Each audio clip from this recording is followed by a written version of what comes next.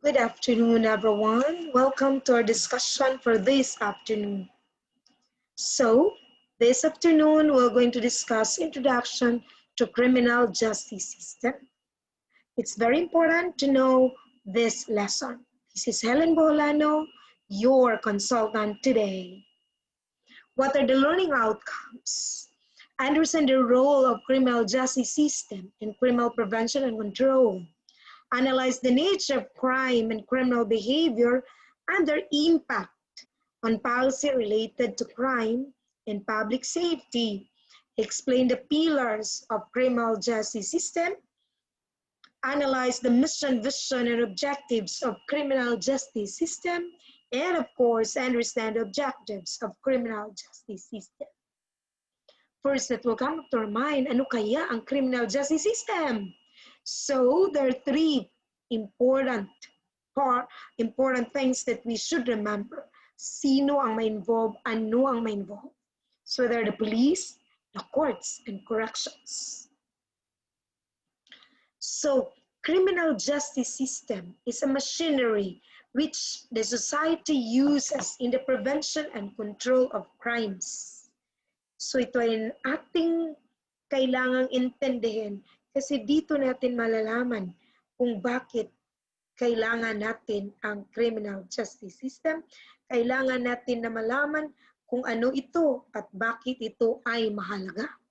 It may also refer to the totality of activities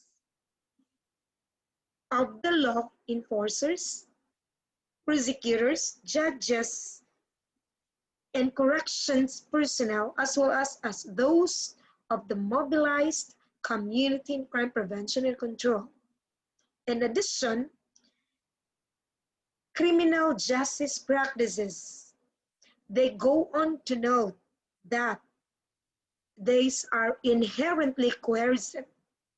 These focus on criminal justice as it sets to often coercive social regulatory institutions and not merely a collection of crime fighting, take note, not merely a collection of crime fighting agencies through a spotlight on the broader social purpose of criminal justice rather than merely considering its operations within the framework of the fight against crime versus the protections afforded to suspects. Here are the different goals of the criminal justice system. Prevention of crime. Kailangan nating ma-prevented ang crime. Kailangan walang magnanakaw, walang kriminal. No? Protect members of society against crime. Maintain peace and order. Suppression of criminality. Review the legality of existing rules and regulations, and rehabilitation and reformation of the offenders. So, kailangan rin nating ma-rehabilitate ang ating mga offenders. In theory, criminal justice is an integral apparatus that is concerned with the following: apprehension, prosecution, trial, conviction, sentencing.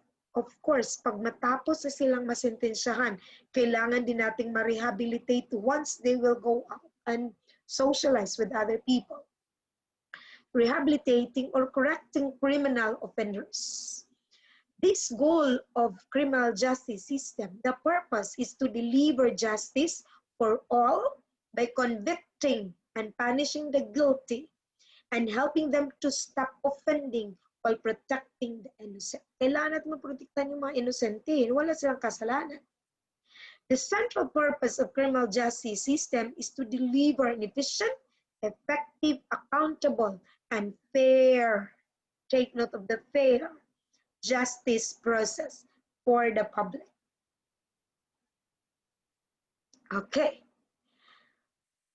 People involved in the system or the parties to the criminal case, the accused, the most pampered party in a criminal case. Bakit pampered sila? Later on, malaman natin bakit. Then, victim, the complainant, no? The complainant, the forgotten party in the criminal case. Bakit forgotten? Hindi naman ganyan na forgotten sila. But why is it? Kailangan nating protektahan ang isa't isa. No? It is very important na yung may sala ay ma-convicted at yung walang sala ay ma-acquitted. People of the Philippines, in a criminal case, it is people of the Philippines, the actual offended party. So concepts of the criminal justice system. Preventing the commission of the crime. It is very important that we should prevent the commission of the crime. Enforcing laws. There are laws to be followed. No? Whether it's ordinances or it's Republic Act. Protecting life, individual rights and properties. So not only life, but also individuals' right, and of course, property, whether personal or real property. Removing dangerous persons from the community. So pag ang dangerous person nandyan sa komunidad, my God, it's very dangerous. Why? They'll be able, you might be the victim of that people, or you might be parang maanukan kanila kasi nandyan sa community mo, they might be able to insinuate and maybe befriend, and later on you will become also part of that group. Deterring people from indulging in criminal activities. So it's as much as possible, hindi tayo mapunta ng mga ganyan, no? Walang criminal activity. Investigating, apprehending, prosecuting, and imposing penalty upon those who cannot be deterred from violating the rules of the society. And of course, rehabilitating offenders and returning them to the community as law-abiding and useful citizens of the society. If you have seen some issues in TV, some news, that there are those people who were convicted before or who were put in jail before, but when they go out, sila ay naging matatag at laging good example na. So meaning to say, hindi kailangan nating husgahan na pag bad ka na forever. Hindi naman, no? Okay. So there are the 5 pillars of criminal justice system. The law enforcement, prosecution, the courts, the corrections, and the community. Now, there are 5 stages of criminal justice process. First is arrest stage. No, you have to arrest. Charging stage. Adjudication, the trial period. Sentencing period, and the corrections. Kasi yung ibang napasok na sa selda, later on they will realize that what they're doing are really bad and there is a need for them to change. No, kailangan naman nating intindihin yung tao, but not at all times. We have to consider that these people become law-abiding at the end. Okay, ito ang pillars.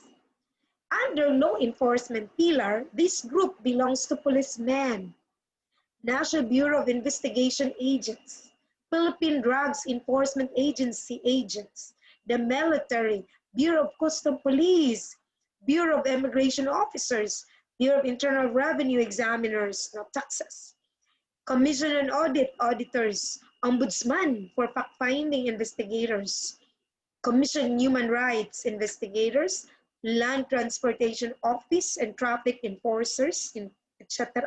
So, di ba, pwede rin tayong magkasala, yung traffic, no? They enforce the law by ensuring compliance herewith, conduct investigations to uncover commissions of crimes and violations of the law, file criminal cases before the prosecutors or fiscal's office if the offender is not a government employee or officials, or in the office of the ombudsman, no? If the offender is a government employee or officials, and testify in court if the criminal charge is lodged in court by the prosecutor's office or by the office of the ombudsman. No? So take note that this is very important to remember. The law enforcement. The second is prosecution. Prosecution, prosecuted for the alleged offense. Prosecution, this group belongs to the city, provincial, or regional state prosecutors of the Department of Justice and investigators and prosecutors of Office of the Ombudsman that conduct preliminary investigations if the respondent was not caught in the act committing the crime, or inquest proceeding if the respondent was caught in the act committing the crime, to determine whether or not there is probable cause, reasonable ground to prosecute the respondent in the court. If they found probable cause, they lodge in the criminal charge against the respondent before the court. Otherwise, the case will be dismissed. Now, walang basihanan na po pwedeng mag-elevate yung kaso. Once the criminal case is filed in the court issues a warrant of arrest against the accused if he is not caught in the act committing the crime, or commitment order if the accused is caught in the act committing the crime and has not yet posted bail, or the offense is non-bailable because the crime is punishable by life imprisonment or reclusion perpetua to death. The prosecutor or the fiscal from the Department of Justice for crimes committed by non-government people, or from the ombudsman for crimes committed by the government people or those working in the government or government officials, although the fiscal can prosecute criminal cases against government people under the continuing authority of the Office of the Ombudsman, now stands as the lawyer of the state, people of the Philippines, no?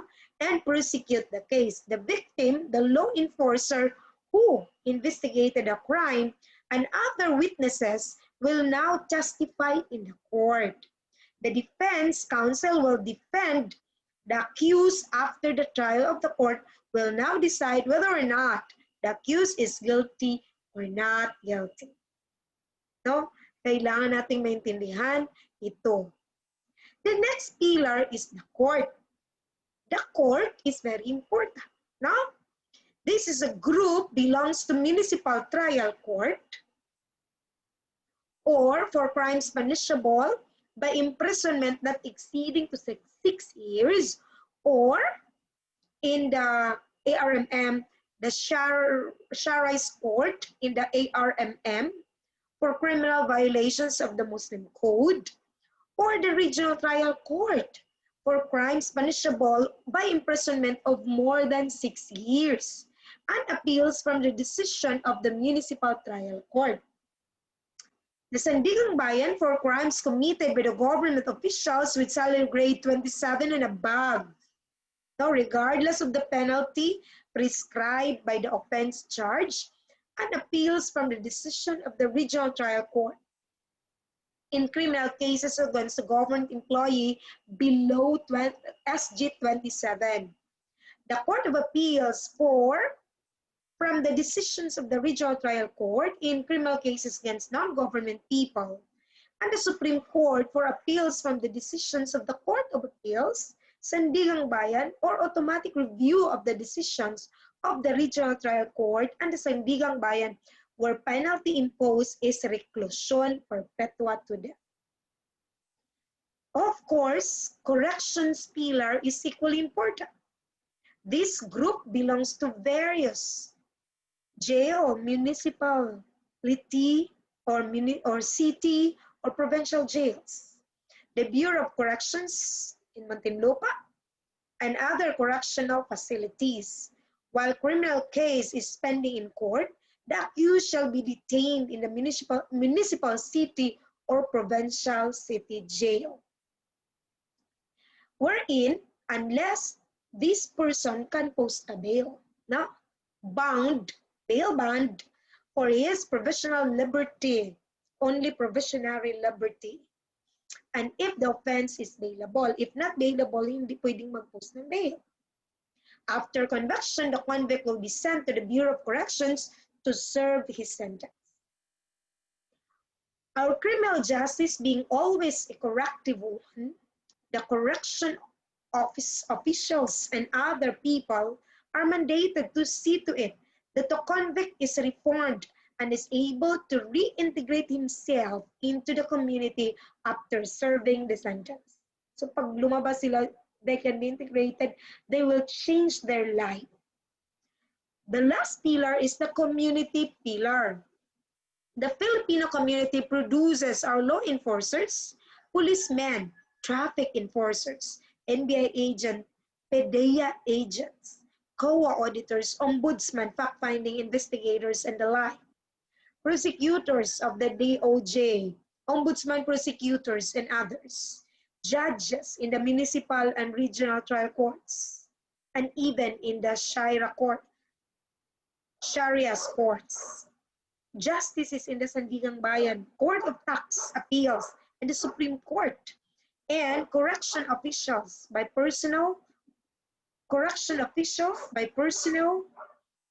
in the municipal and regional trial court, the different jails, and others wherein, including the Bureau of Corrections and other correctional facilities.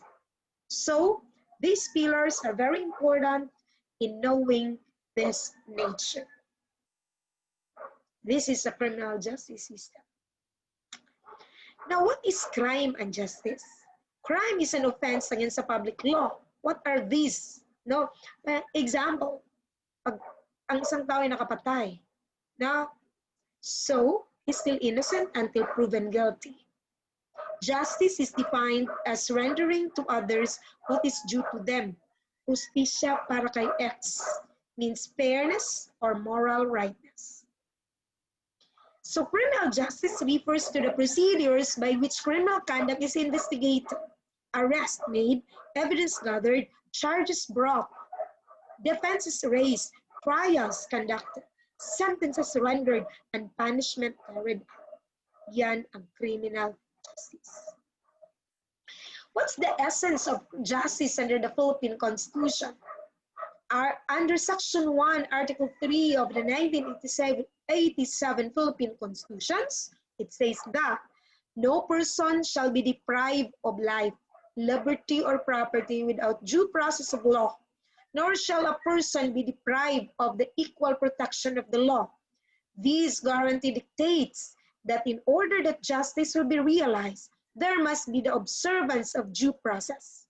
Due process in a guarantee against, it is a guarantee against any arbitrariness on the part of the government, whether committed by legislative, executive, or the judiciary. There are different kinds of due process. We have procedural due process, is one which hears before it condemns, which proceeds upon inquiry and renders judgment after the trial, or it could be substantive due process. This requires an intrinsic validity of the law, interfering with the rights of the person of his life, liberty, and property. Now, here is the due process model. The due process model is based on the doctrine of legal guilt and the presumption of innocence. No? Sinabi ko kanina, hindi pa siya malagay sa kulungan or if he has posted bail because the accused is still innocent until proven guilty. So ito yung dalawang comparison. Paano yung crime model at saka due process model? Crime model is presumption of guilt. Due process model is presumption of innocence. Crime control model, priority is suppression of criminal conduct, while the priority of due process model is protecting the individual's right. Efficient assembly line system in crime control model, while in the due process model is obstacle course. High rate of apprehension and conviction in crime control model, while in the due process model is based on formal structure of the law. Focus on plea of guilt in the control model, while this is adversarial fact-finding process. Then premium on speed and finality, while the due process model, demand for finality is law. Not law, but law. Informal administrative fact-finding insist on the prevention and elimination of mistakes. So ito yung mga comparison between the crime control model and the due process model. Now, according to Know Your Rights, a Citizen's Primer on Law Enforcement, that operations your police force undertakes to protect and serve the community. The PNP is Philippine National Police is mandated to enforce the law, prevent and control crimes, maintain peace and order, and ensure public safety and internal security with the active support of the community. In the same manual or booklet, the Philippine National Police provides a range of services and conducts operations to achieve and maintain peace and order and ensures that our communities are safe. So sila yung nangangasiwa na ang ating komunidad ay safe and secure.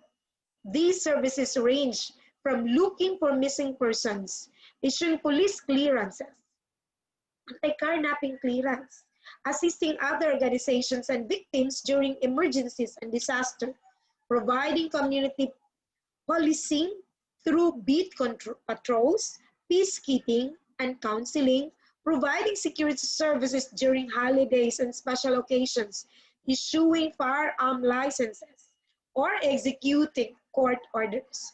So kahit holiday, yung mga police natin ay naka-duty. So see how these people serve for the people. In the same primer, the conduct of the Philippine National Police operations are governed by rules and procedures that are anchored in the Bill of Rights as contained in Article 3 of the 1987 Constitution, which identifies and defines the fundamental rights of citizens. This includes Section 1, no person shall be deprived of liberty, life, and property without due process of law. All persons shall enjoy equal protection of the law. Section 2, all persons have the right to be secure in their persons. No? Kailangan talaga to, houses, papers, and effect against unreasonable searches and seizures. No search warrant or warrant of arrest shall be issued except upon probable cause. Letter C, any person under investigation, this is Article 12, Section 12.1, shall have the right to be informed of his rights to remain silent and have competent and independent counsel of her own or his own choice. If the person cannot afford the services of the counsel or a lawyer, he must be provided with one by the government. These rights cannot be waived except in writing and in the presence of the counsel. Now let's try some exercises. First, which of the following does not belong to the group? Is it A, assassination, B, bombing, C, sabotage, or D, prostitution? The right answer is prostitution. Bakit? O, ano po ang assassination? Assassination is the act of deliberately killing a prominent person, such as head of the state or head of the government, or assassination may be prompted by political and military motives. Bombing is an attack or attack made using bombs. So hindi yun exception, no? Hindi yun ang naiba. Sabotage is a deliberately action aimed of weakening a polity effort and organization through obstruction, disruption, or destruction. So bakit ang tamang sagot ay prostitution? Ang lahat ay naiiba. Ang prostitution ay ito yun ang practice of engaging in relatively indiscriminate sexual activity in general with someone who is not a spouse or friend in exchange of money or payment or other valuables. Next question. Assume that you are a police officer and you found out that you have unjustly reprimanded police officer Juan de la Cruz. What's the best procedure? A. Justify the reprimand. B. Talk to him and admit your mistakes. C. Make no apology. D. Ignore. What will you do? Of course, you need to talk to him and admit your mistakes. Lahat naman tayo nagkamali. Sometimes magkamali tayo, but we have to accept the fact. The arresting officer has the responsibility to ensure that the warrant of arrest are properly served and is vested on within the authority to enable him to accomplish the task. In the previous, hindi yun nagwa-warrant kung hindi nag-reprimand lang. So, kailangan natin siyang ipacify so that he will not be filing case against you. Next question. A police officer witness stand is not called upon to express his view about the case, nor to tell what is heard others say about it, nor to make a speech. Of the following, the most accurate statement of this situation is A. Be courteous. B. To tell the truth and nothing but the truth. C. Do not volunteer. D. None of this. So, ang tamang sagot ay tell the truth and nothing but the truth.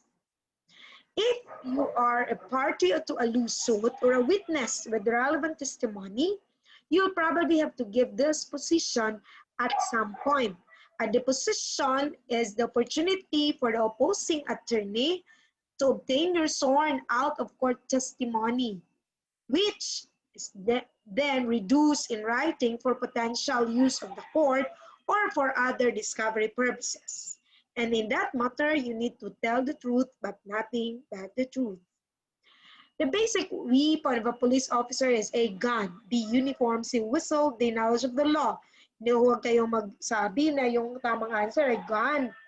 Kasi di ba marami namang mayroong gun dyan. So, or uniform. O yung whistle, magpito lang sila, okay na. So, the right answer is knowledge of the law. As a police officer, we should be knowledgeable of the law. Law enforcement is a group of people tasked with the prevention of crime and apprehension of offenders. As part of the law enforcement, police officers have 4 major responsibilities. We should enforcing laws, preventing crimes, responding to emergencies, and providing support services. In law, knowledge is one of the degrees of mens rea that constitute part of the crime. This mens rea of knowledge refers to the knowledge about certain facts. It is a positive belief that a state is affairs exist. Next question. It is defined as the sum total of dealings between the police and the people it serves, whose goodwill and cooperation it craves for the greatest possible efficiency of service. A. Public relations. B. Human relations. C. Police community relations. Or D. Police information and education. The right answer is police community relations.